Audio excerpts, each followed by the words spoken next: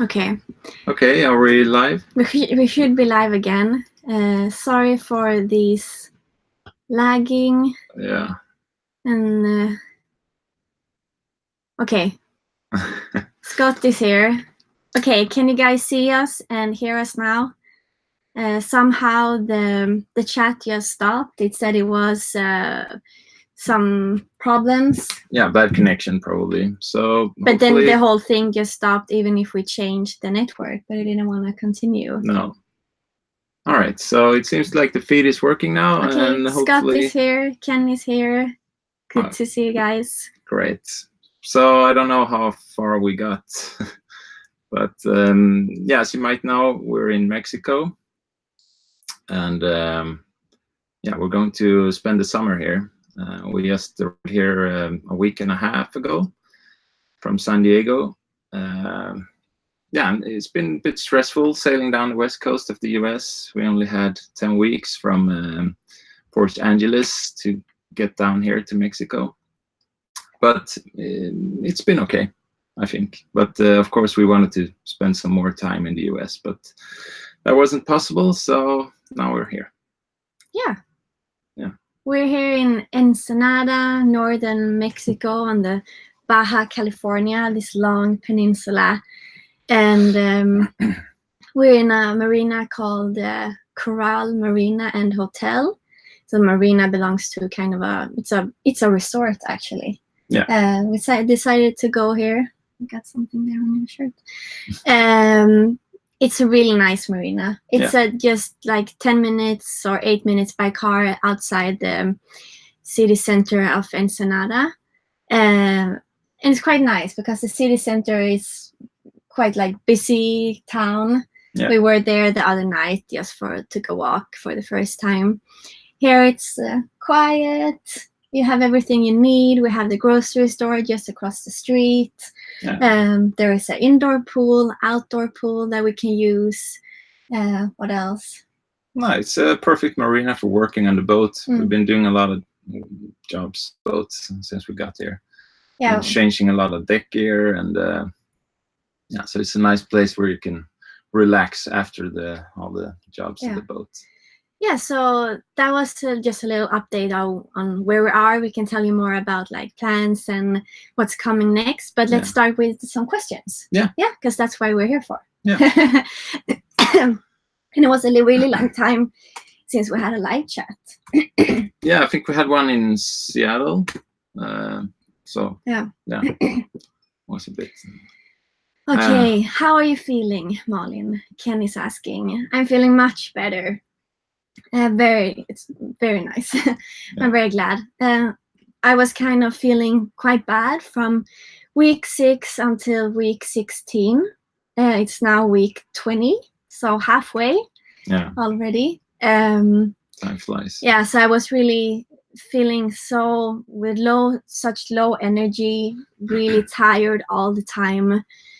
And of course, just nauseous. So I would get really nauseous or even had to like throw up if I was hungry or hadn't eaten, or if the boat was rocking, or if we were in a car. Yeah, it's not been easy for Malin to sail down the coast, that's for sure. Yeah, it's been a rough coast. Yeah. Let me see, but I'm feeling much better now. So kind of when we got to Newport Beach, it kind of turned and I felt that my energy came back, started feeling like myself again. So that's so nice. So now I'm feeling good. I have good energy, get tired like in the afternoons. We go to bed pretty early at night, but we get up pretty early too. Yeah. So it's all good. And baby's good. We did our second ultrasound a week ago. Just when we got here to Ensenada, we found a really good clinic that offers healthcare to everyone. So even if you don't have even if you can't afford a health insurance, it's available for everyone. So it was really good. Easy. And yeah, we're having a girl. Yeah, I don't think we have No? told you about that, but it's a girl. So yeah, and we're very happy about that. We found out like in just week 12 Yeah. after our first ultrasound. So yeah, now you know, a little girl, and she's healthy, she's growing as she should. Yeah, and she's due in Mid- 10 of December was the... yeah, 10 to 13th of December. We'll see. It can be plus minus 2 weeks, you know. Yeah. And I think we have told you before, but our plan is to go back to Sweden in, to give birth in beginning of October, because you shouldn't fly after week 32, I think it is. Yeah, and I think you don't want to either. It might be good to be close to healthcare. But yeah, we'll plan to go back to Sweden end of September or just beginning of October. But let's see, how hot is it there? It's not too hot, actually. People that been here in the marina for a while, they say it's the coldest summer they've had so far. So in the mornings now it's maybe 20 degrees, but yeah, midday is around 25, I would say. But Celsius, I don't know what's that in Fahrenheit. like high 70, I think. Yeah, a bit more maybe. So in the mornings it's very calm, no wind, and then the wind picks up after around lunchtime, around noon, and then the breeze continues until the sun goes down. Which is nice. It doesn't make it too hot, but the wind has been a bit cold, actually. Yeah, it doesn't feel like Mexico. No. Really. But it's okay, because it's really nice when you're working, when it's not too hot. So yeah. I like it. And then when the sun goes down, it gets nice and cool, so we sleep great. Yeah. It's not like hot in the boat at all, actually. So it's really, really comfortable. It's really nice. And maybe we should say that the reason that we are here in Ensenada is that first, our insurance company wouldn't allow us to sail south from Los Angeles this time of the year, because it's hurricane season in Mexico now during the summer, and it lasts until, I don't know, end of October. But after some negotiations with our insurance company, they allowed us to leave the US because we had to, because our visas were expiring in the US, so we had to leave for Mexico. So they allowed us to stay here in Ensenada, but we can't go south from here, or we can, but then we won't have any insurance on the boat. And it's a nice place too, so we're happy for that. I think we have to update the Patreon site about the new... yeah, the questions. No, not the questions, about the new, the new link. So if you talk, I'll do that. Okay. Let's see. Do we have any more questions here? Okay, let's see. We have what's the best anchor? I'm buying a 38-foot boat, and what's the best anchor for a 38-foot boat? Now, that's a tough question, but I think the anchor we have is a Rockna, 25 kilo, 55 pounds, which we're really happy with. We've never had any problems with that anchor. In the past, I've been having CQRs, Fortress anchor, Bruce anchor, but I think I can, with a lot of confidence, say that Rockna is the best anchor I had so far. We even lost one, as you might know, in Hawaii. Dropped it overboard, but we bought the same one, same weight, and yeah, it's been working great. So I would say, I mean, for this boat, we're 40 feet, and the boat is around 10 tons, fully loaded.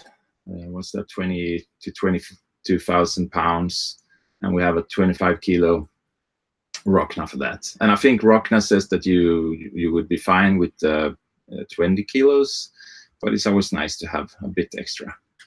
So 25 kilos for a 38-foot boat is what I would choose, I guess. There we have another one, Point Conception. Oh yeah, Point Conception. Yeah, it was actually a bit of a... Point Conception? Yeah, Point Conception is one of the many capes when you sail south along the US West Coast. It's just before the Channel Islands that sits between Point Conception and Los Angeles.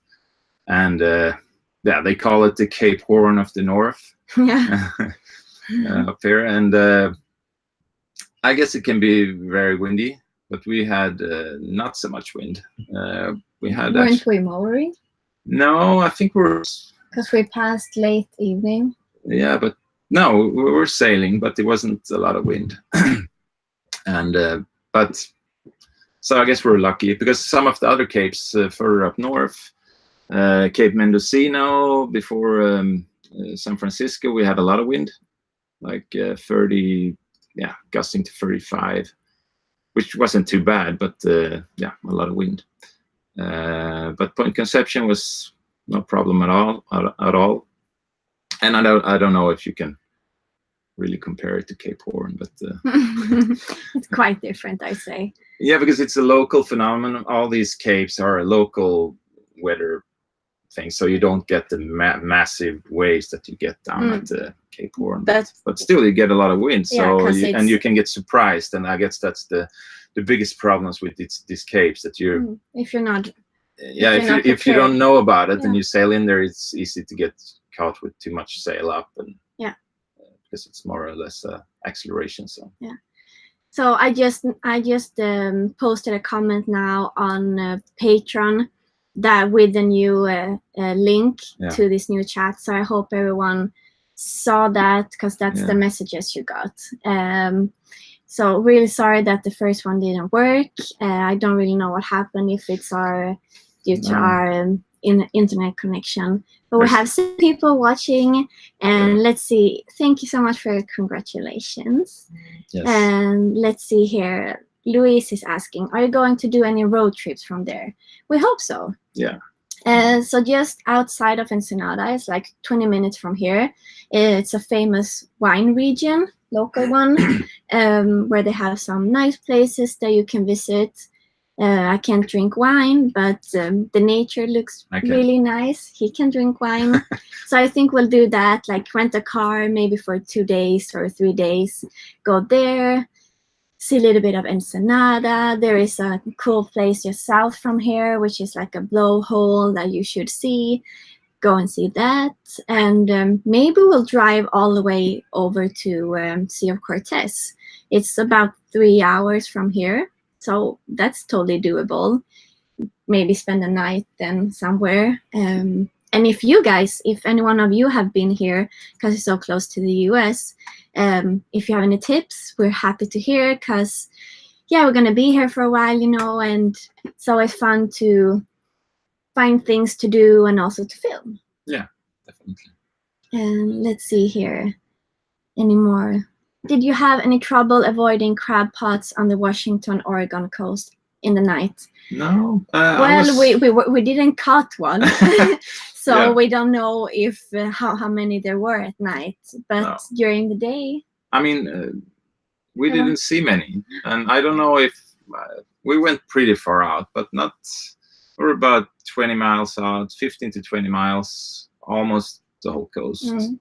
So I don't know, maybe there's more of them closer to land, but we didn't see many of them. We could see some as we were going into the ports. Yeah. They were like pretty much just outside of the port. There were a couple of ones, but not like too bad.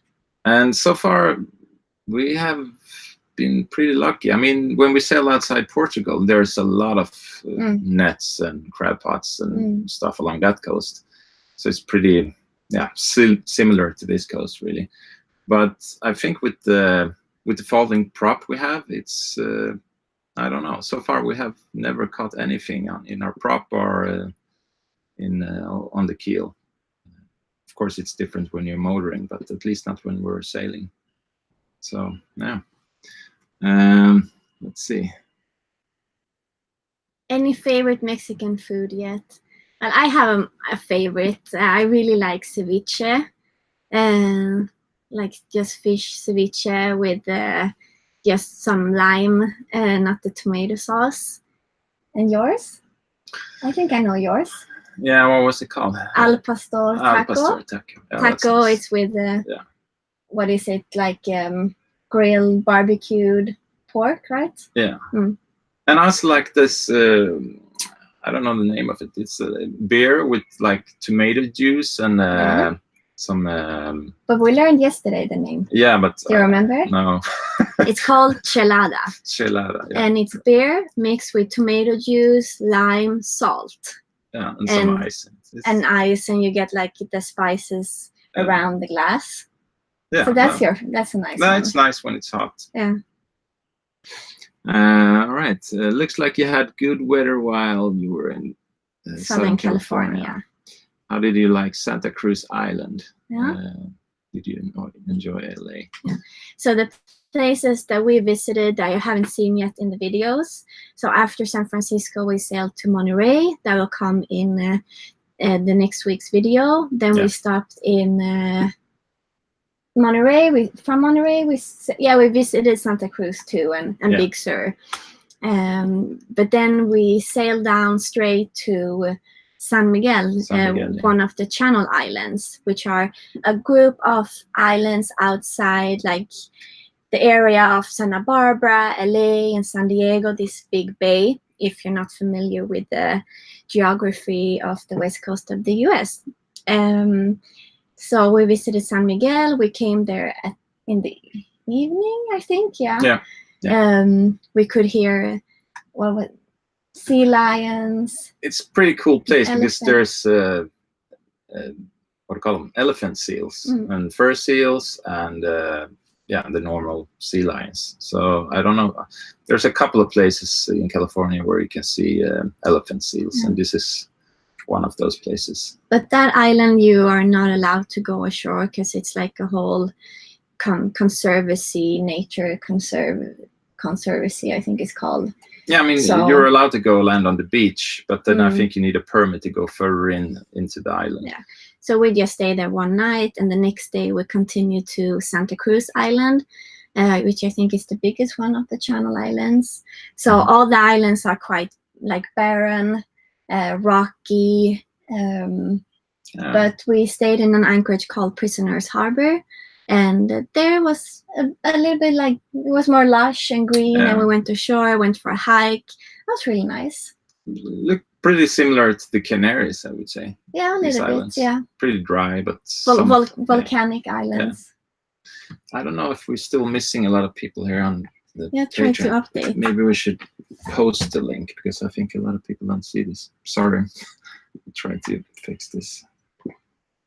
Ken is saying chelada is Mexican slang for beer. A michelada is beer with tomato juice and lime. Okay. But he said, yesterday when you had it just at the bar up here, he said chelada is with the tomato juice, and michelada is when it's only lime in the beer. So I don't know. We'll see. How has the new bottom paint held up? Really good. Very good, actually. I'm surprised how good the paint has been working so far. I mean, of course, there's some slime, but that's slime. Now. Yeah, now when we're sitting still in a marina. But when we go out sailing, it comes off pretty easy. If you're sailing for 24 hours, the hull is clean again. So no barnacles. Of course, we haven't been diving on to check really, but what you can see on the waterline, which is usually where it starts to grow first, it's still very good. So we're really happy with that. Yeah. So yeah, maybe you're better at this one. Can you? No, but it is. It is? Yeah. It is. So yeah. Okay. Yeah, Murray's here. Just finally arrived. Good to see you both. Oh, so then people perfect. saw the link. Yeah, great. Hi, Murray. And the new sails, shorter boom, a little less weather helm. Yeah, but I mean, we didn't really have problems with weather helm before. It was mostly that because the new mast was taller than the original mast. The old mainsail didn't go all the way to the top. So what we did now is that, and also that the head sail we're using today is a bit smaller than the original head sails used to be. So we've been having a bit more pressure in the mainsail. So what we did was that we kept the surface area of the mainsail, but we shortened the boom and made the sail taller instead. So a bit more high aspect ratio, I think you say in English, on the sail. So we could keep the same sail area a bit into a bit higher wind speeds. So we can reef a bit later now, and I think the boat is a bit better balanced, at least when the winds picks up a bit. So it works great, and the boat is still as fast as it was before, but we can. It's actually faster when it's a bit more windy, because now we can keep more sail area up, and the boat is still easy to control. Yeah, that's good. And it's nice with a shorter boom. We have more Yeah, room in more the cockpit. space. It feels more spacious. Yeah. That's really nice. So what else? How has the engine been running since the overhaul? It's been working great. I mean, it's still not a new engine, but it's it smokes a lot less, and it takes less fuel oil. I don't know about the fuel consumption. I think it's more or less the same. This engine is pretty. It doesn't take a lot of fuel. I mean, if we go cruising RPM, we do maybe 2 to 2.5 liters an hour when we're doing 5.5 to 6 knots of speed. So that's good. I guess it's because it's a direct injection engine and turbo. So so it's okay, but I think eventually we need to do something about the pistons or the rings, because I know that the compression isn't what it was when it was new. So okay, let's see. Any plans for interior changes when the newest sailor joins you? yeah. Well, maybe we should drop the bomb. Yeah, actually, we've been. We have one big thing to tell you, and you'll be the first to know. Yeah. We're going to try to get a bit bigger boat, a couple of feet more. It's not that we don't like Iran. We love this boat, but we would love to have. It's a bit easier to have family and friends come to visit us in the boat, and especially now we're getting a child as well on the boat. It would be nice to have a bit more room. So yeah, we're putting Ron up for sale. Yeah.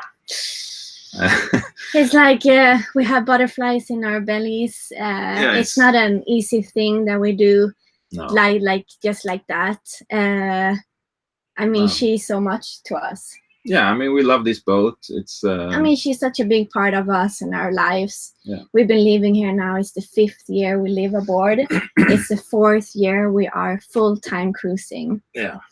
So that has of course, I mean, meant a lot. It's much more than a house. But at the same time, we are ready to try something new, to have that a little bit extra space.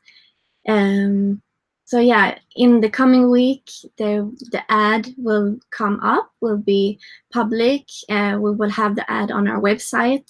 Yeah. And we will also make like a little notice on YouTube. So we'll go out there. But you guys are the first to know, because maybe some of you would be interested in Ron and continue. She's ready, for set off. Yeah. Go full-time cruising, and also maybe any one of you have any tips of a boat that might be interested for us. Yeah, that would also be interesting. Yeah. So what are we looking for? I mean, we're looking for something that because like we said, monohull, because we want to be able to cruise everywhere in the world, and also for the price. Yeah, and also for the price, we don't have the budget for a catamaran. And also up north in Scandinavia, we want to be able to cruise there in the future. But also down south, maybe.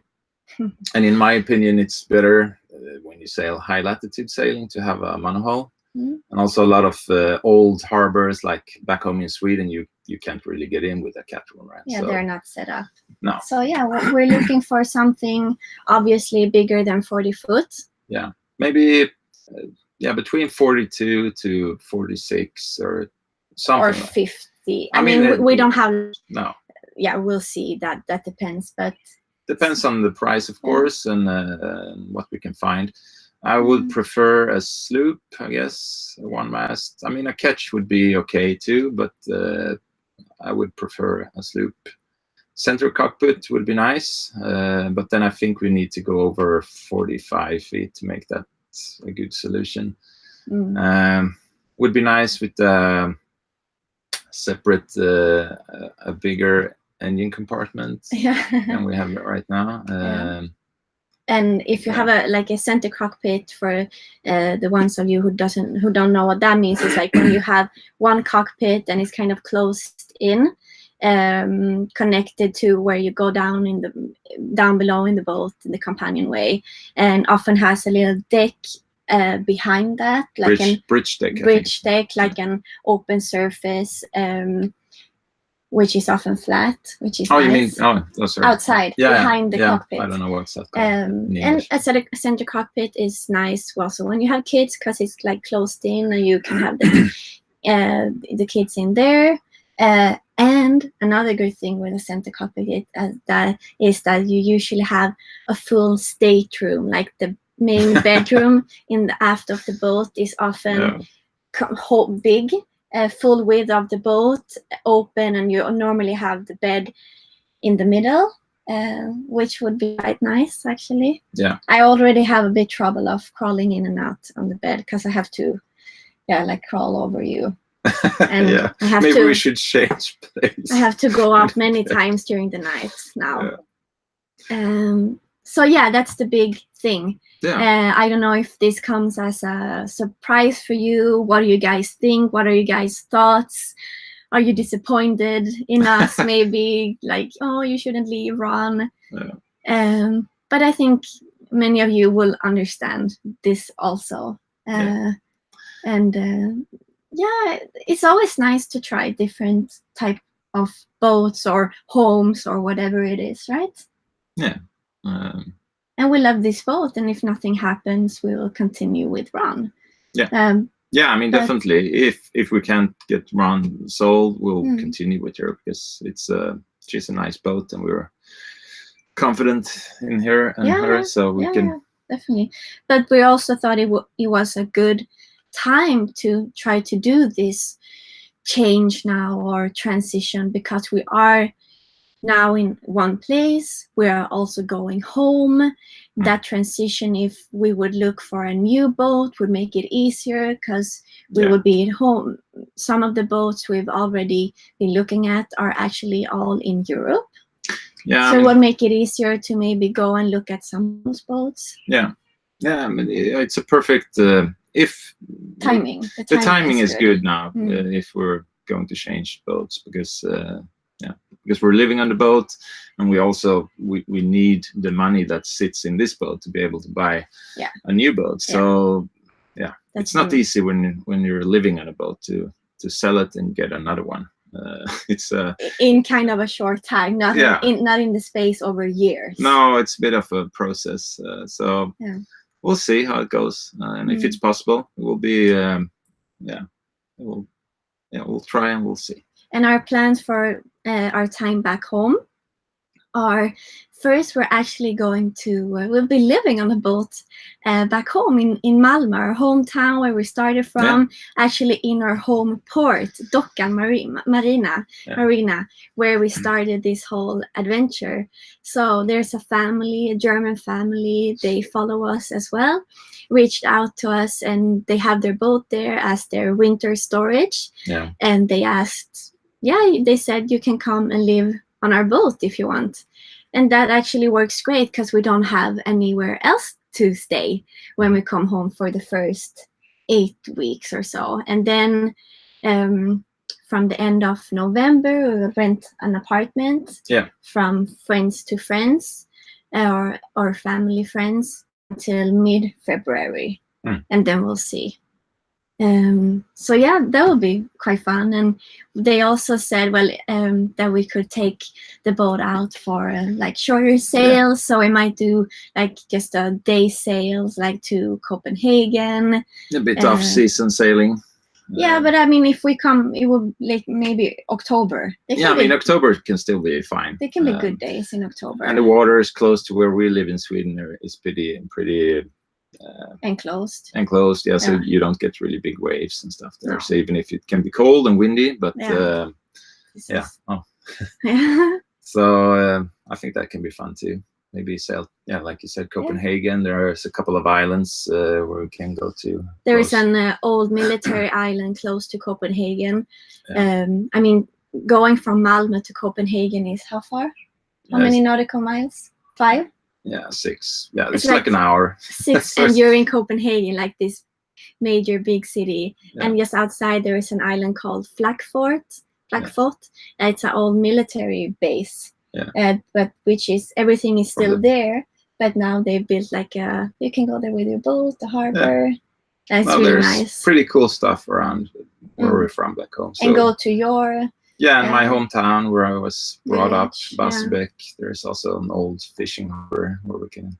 So will be some sailing back home as well. So that will be nice. And we also hope to go and visit the Düsseldorf boat show, which is the world's biggest indoor boat show, or has the largest. Yeah, I think it's the biggest boat show in the world. Yeah, and we've never been to it, so well, maybe that's in end of January. So maybe I stay home with the baby girl and you go with a friend or so. Yeah. But that would be fun to also to film and to show and share with you guys. Let's see, what questions do we Now I've get? been babbling. Sorry if we talk too much. Let's see. So we will definitely make videos about this whole process of getting a new boat and the boats we're going to look at, because obviously it will be a second-hand boat. We can't afford a new one. So we'll see where we find one. Would be great to find something here on the west coast of the Americas too, because it would be nice to, would make it easier with all the stuff that we have on ROM to move it to another boat, of course, and also to continue the trip from here with the South Pacific, which were the original plans, or still is the plans to sail the Pacific. But we'll see. I mean, if we find a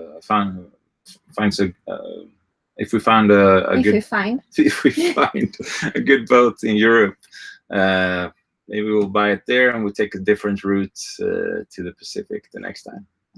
Yeah, but maybe not around the Cape Horn, but he wants to, or the Magellan Strait. Yeah. But well, it would definitely be like a faster route to the Pacific.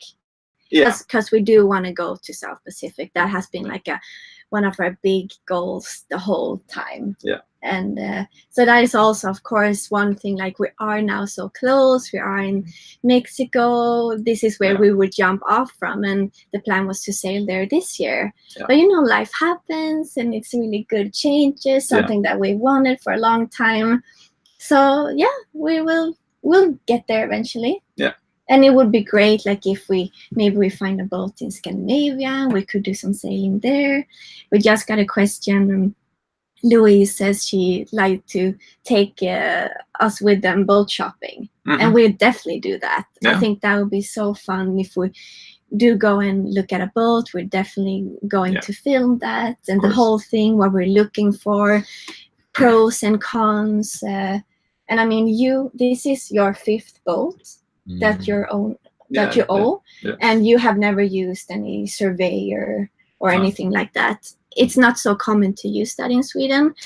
Yeah, it is. Maybe now more. Yeah, it is. But I mean, you bought Ron without a surveyor, so like, you have really taught yourself of what to look for and how to look when you look at a boat. Yeah.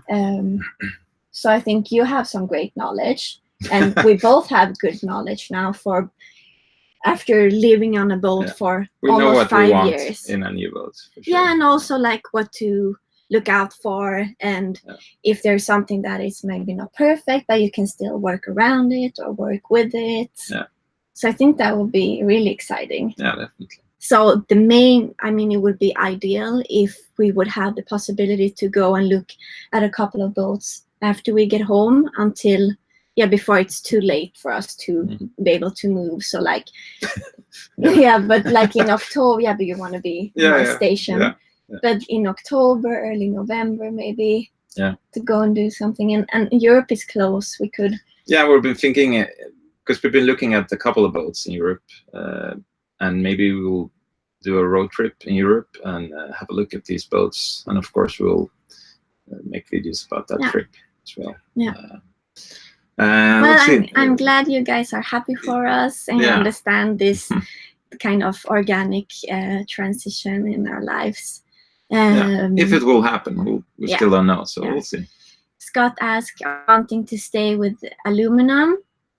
Yeah, I mean, of course, that would be nice to have an aluminum boat, because if we might do high latitude sailing in the future, it would be nice to have a aluminum hull, but it's not a must. And also, aluminum hulls are a bit more expensive. Yeah. So we'll see if we can afford it, because I don't know how much more expensive it is percentage-wise, but at least 20, I would say.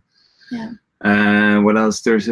Scott also asked, as the boat gets bigger, have you considered cutter rig to keep the head sail size more manageable? Definitely. I would love to have a cutter rig. It's nice, heavy weather sailing, you have more options. That's when you have two head sails. Yeah. And Ron is actually set up for that, so we could. Yeah. She has the. Not the mast, but the deck are, so we could add a. She has a cutter. fitting in the deck. Yeah, I don't know. Should we say the price of Ron that we are thinking? I mean, it's of course very hard because to determine the exact price, because we've been doing a lot of stuff on the boat. The mast is new.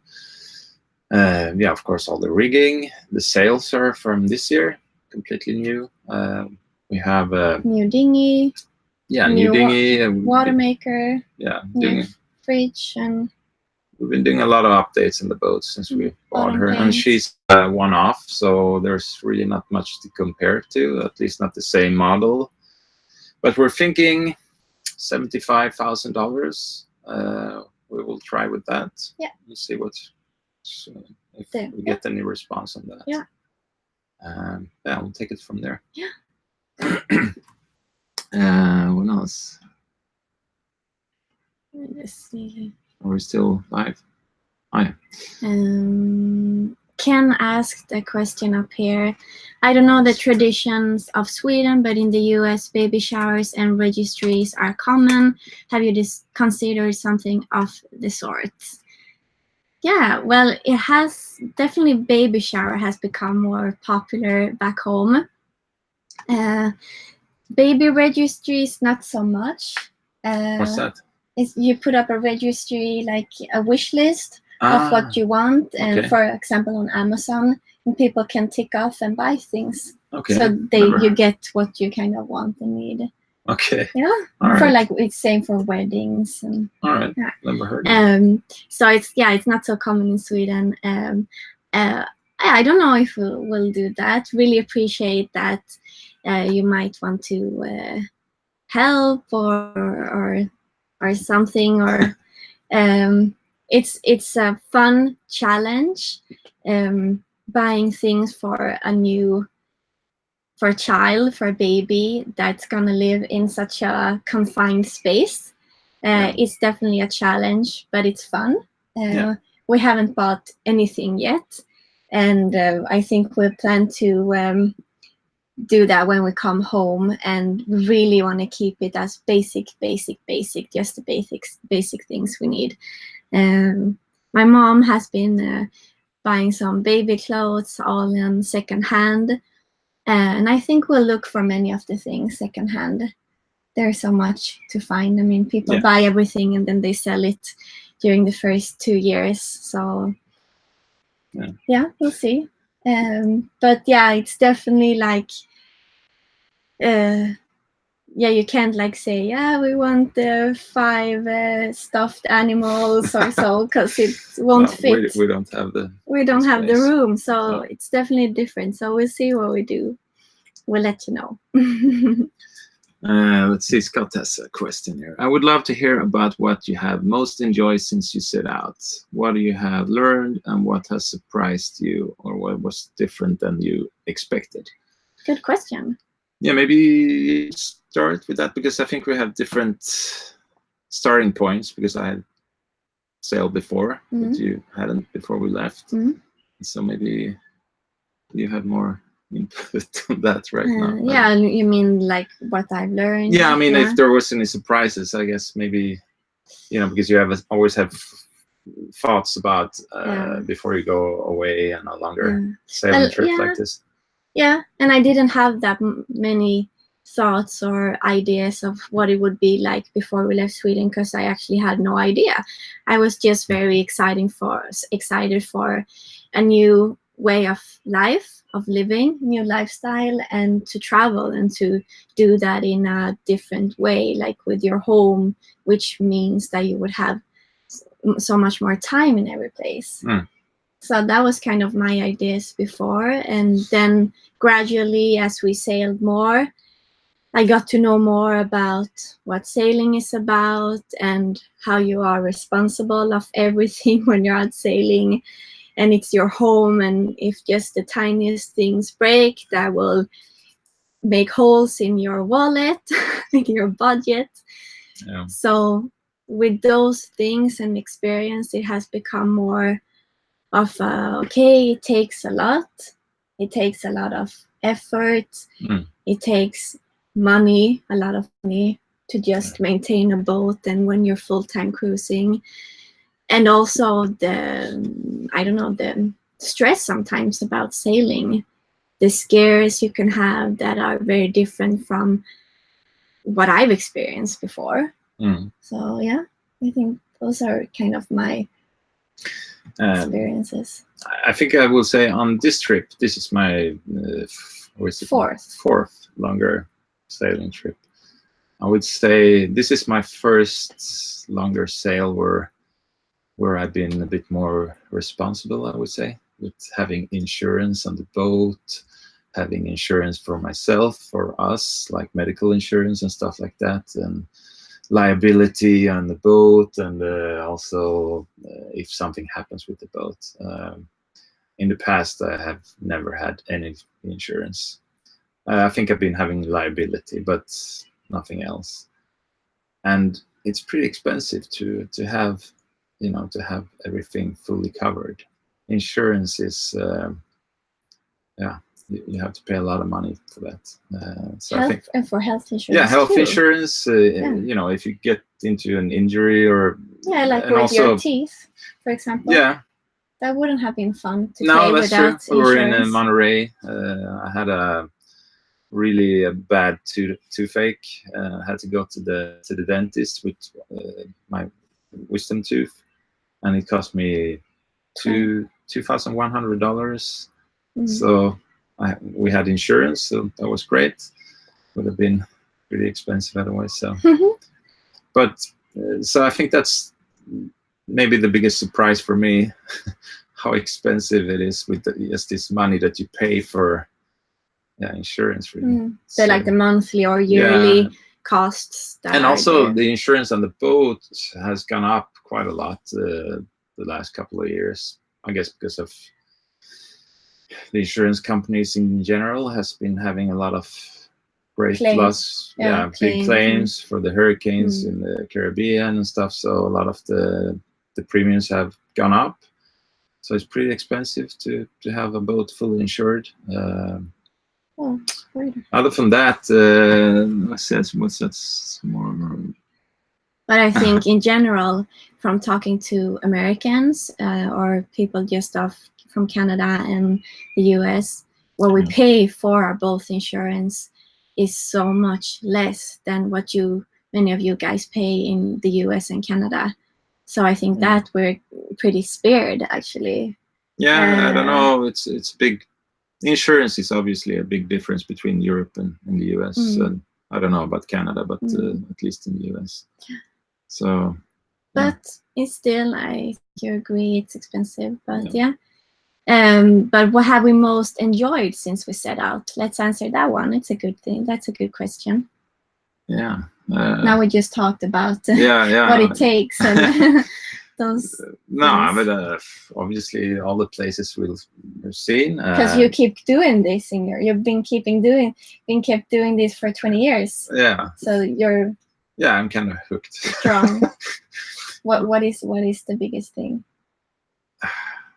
I mean, traveling with the boat is just in my mind, it's the best way of see the world, because you get to see the places from a totally different perspective that you can't really get when you're just flying in somewhere. And also you get a different, how do you say, perspective on distances and time, and you know, because when you're traveling on with an airplane, it's just so artificial. You say that you just get into a plane, you sit in there, you don't really know what's happening, and you're traveling like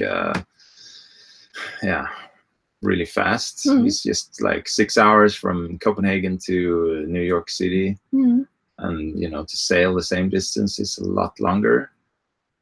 So I think it's a lot nicer perspective, and also the way you're coming to a new country or a new region in the world is also a lot more adventurous. You know, you're getting to land, you're starting to you smell the land before you see it. It's different, and it's much more Well, and also when you read books about the places you're sailing to, like the history, how they sailed there in the past, it's and you sail in their footsteps, and the ocean doesn't really change. I mean, it's still the same ocean, it's still the same. Well, it looks the same. It looks the same. It might not have the same life. No, but it's. But it looks. It's still blue water. Yeah. And you're such a big part of nature, in your environment. You're traveling with your environment in a different way than other types of vehicles. Yeah. Which is very special, I'd say. Definitely. What places are still on your wish list? Many. Yeah, many places. I mean, like I mentioned, I would definitely want to go back down south. Patagonia, Cape Horn, maybe Antarctica. I don't know, but South Georgia Island. I mean, that region down south, I would love to sail back down there, because it's a bit similar to Alaska, really, but it's even more remote. Yeah, it's, definitely more wild. More wild. Wilder weather too, but it's harder. Yeah, and down there, like I mentioned this with history, it gets so, because down there's even on land, you don't see much that has changed for hundreds of years, because it's wilderness. And when you're sailing there and you're reading about the history of these big ships that has been sailed down there, and how they explore that region, it gets really real. You can anchor in a cove, and you're reading about a famous ship that has been there, a famous explorer, and it gets real in a pretty cool way. So that's one area I would like to. And I think we're both super excited for the South Pacific. Yeah, both of us are.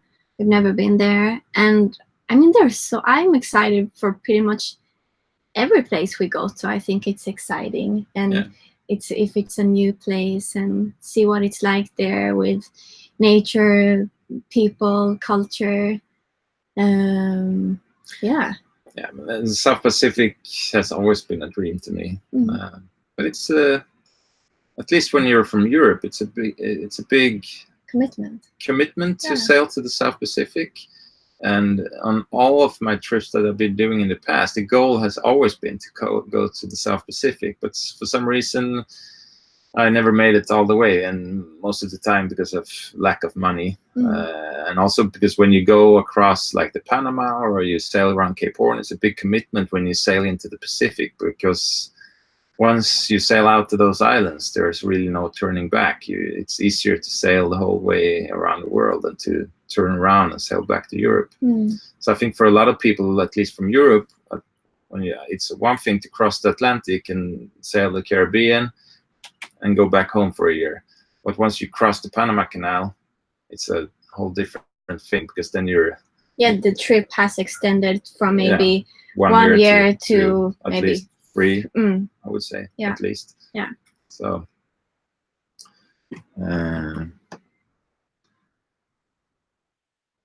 they found that the UK island down near Antarctica may have a lava lake, but no one has seen it in person.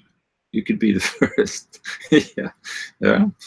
There's a lot of, What island could that be? I don't know. There's a lot of volcanic islands down Yeah. there. That's exciting. Around Antarctica. We have two friends that we met in Cape Verde. It's a French couple. They also have a custom-built aluminum boat. They are in Ushuaia in southern Argentina, yeah. And they're also having a baby there, actually. Yeah.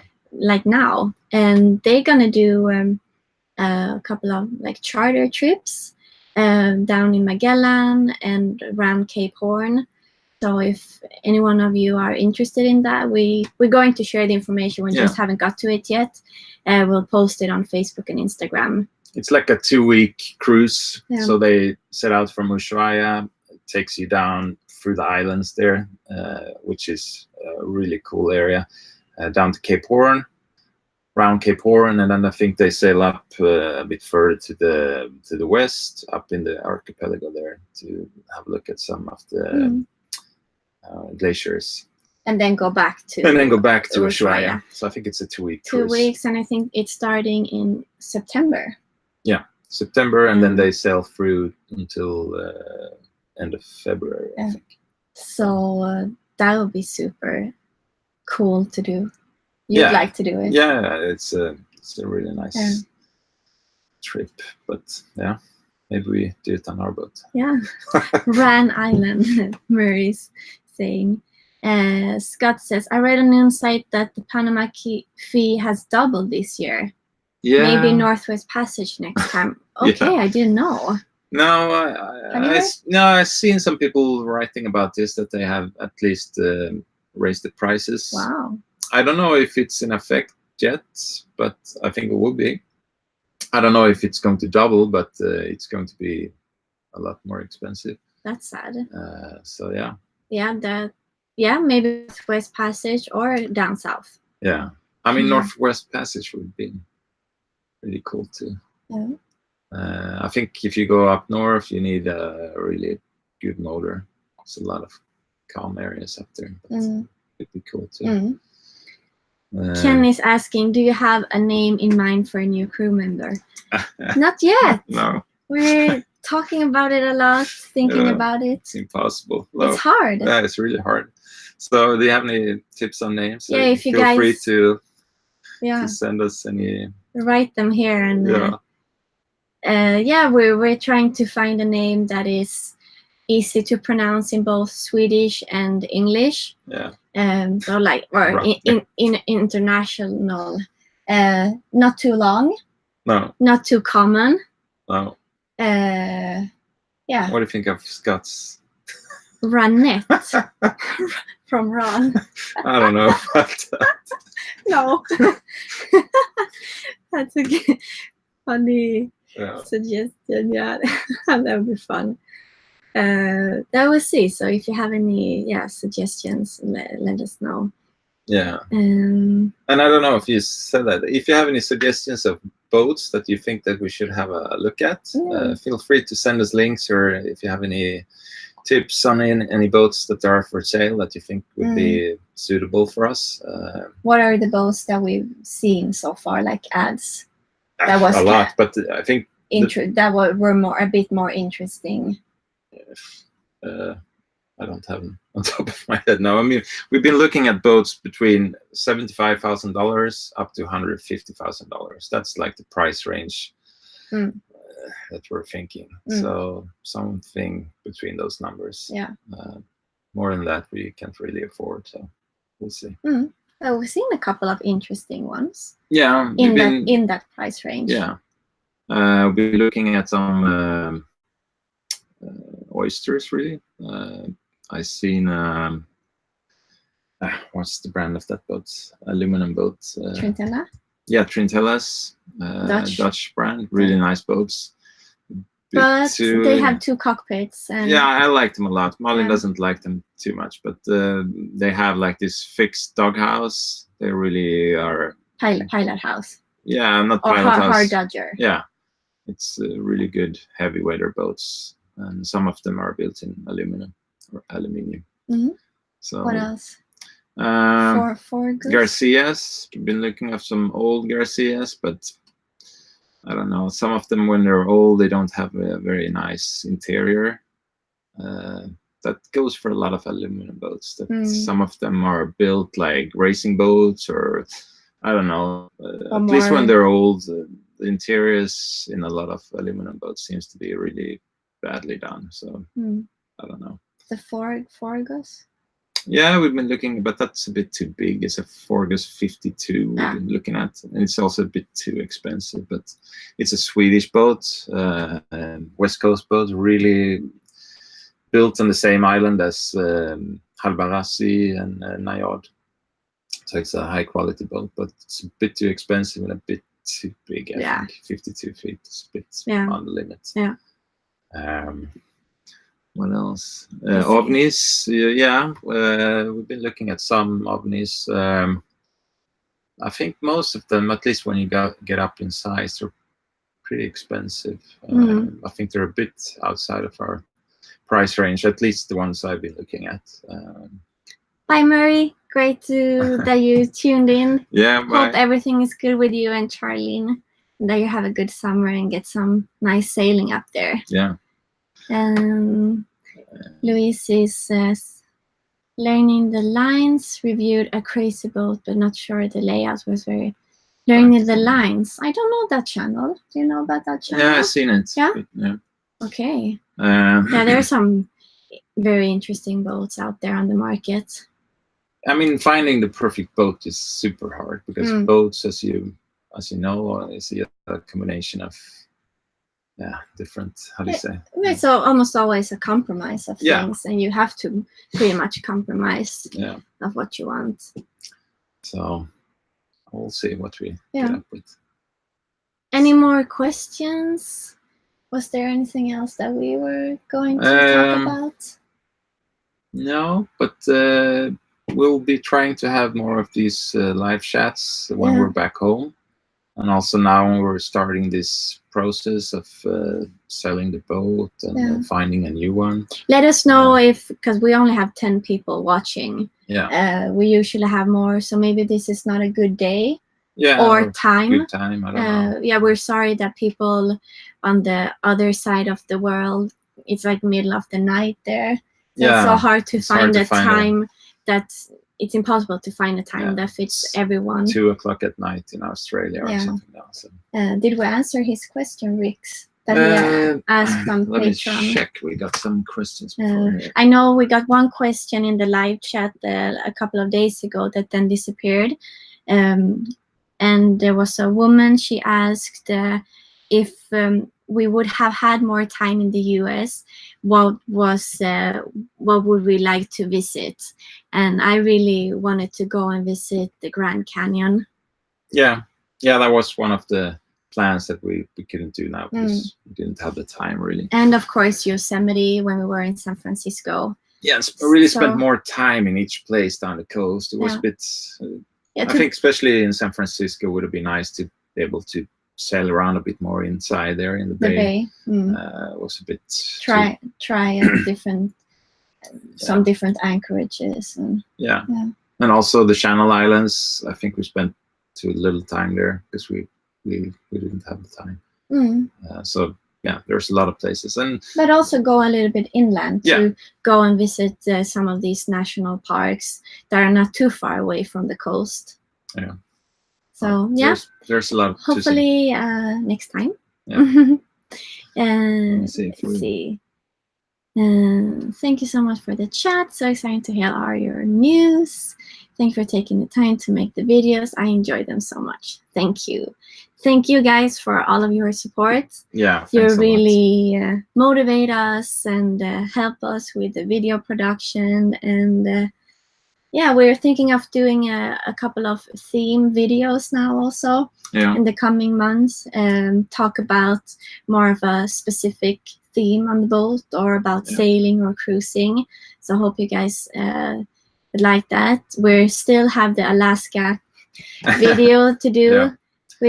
We've been a little bit behind now these past few months, mainly because we've been traveling quite intensely and I haven't been feeling good.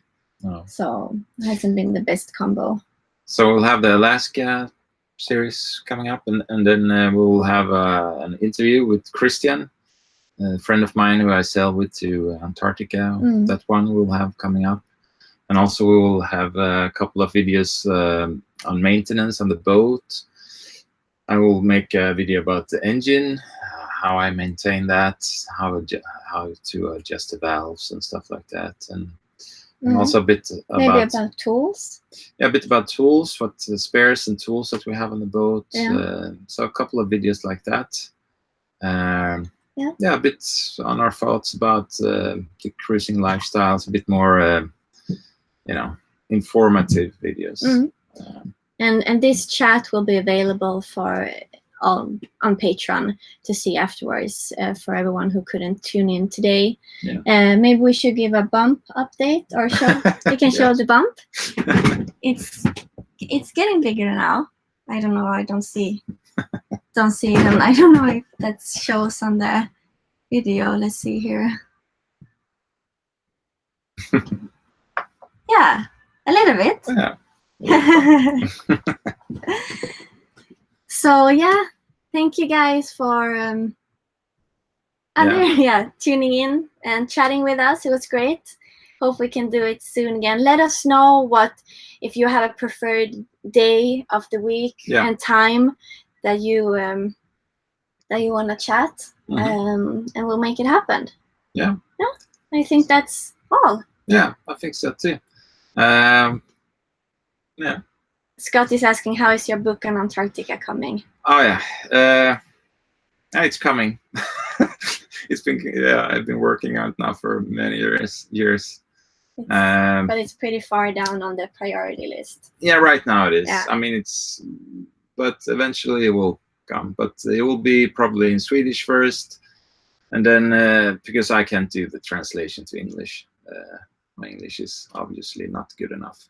So I think we'll start to make that book in Swedish, and then if we manage to sell some copies of it, maybe that money can be spent on hiring somebody to translate the book from